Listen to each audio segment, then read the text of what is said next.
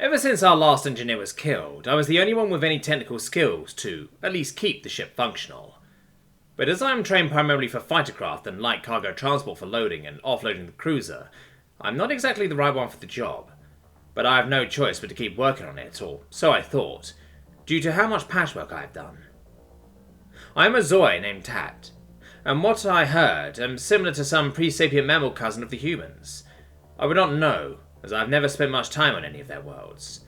Human space is dangerous to be in, as the 9 human powers are almost always at war, but it is extremely profitable to do trade with them anyway.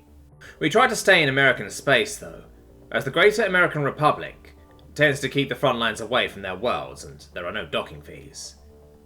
However, the thing that I was not expecting right as we were leaving port was that we were going to pick up a human engineer and that she was going to have to stay with me, because even though we had her now, they were still making me sleep in the engineer's quarters because officially they did not want her to be alone down there.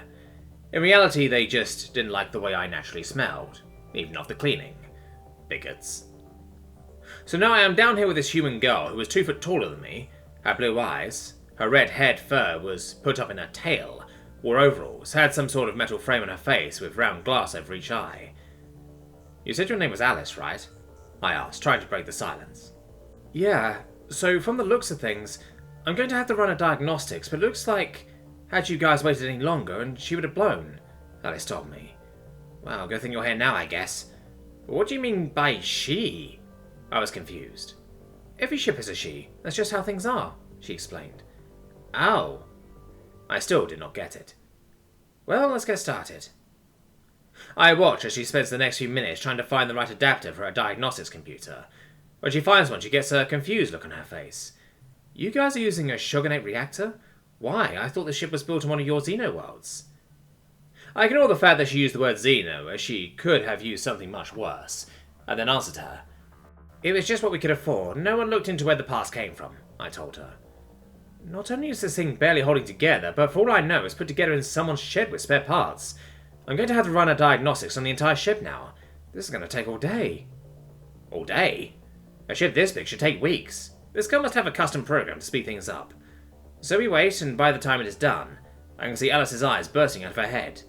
This bucket of bolts has passed from Britannia, the Commonwealth, Eurasia, the French Empire, the Gar, the Kingdom of Italy, Skyrim, and the Kaiser Reach also? How is everything working together? She drops the handheld computer in frustration.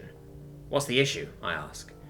I need to inventory what is what, create a spreadsheet of the thousands of parts I will need to keep this thing running, and worst of all, every nation produces things of different qualities, so things will break down at different rates and at different times. Even parts in the same nation could vary. So how long do you think this will take? About a month.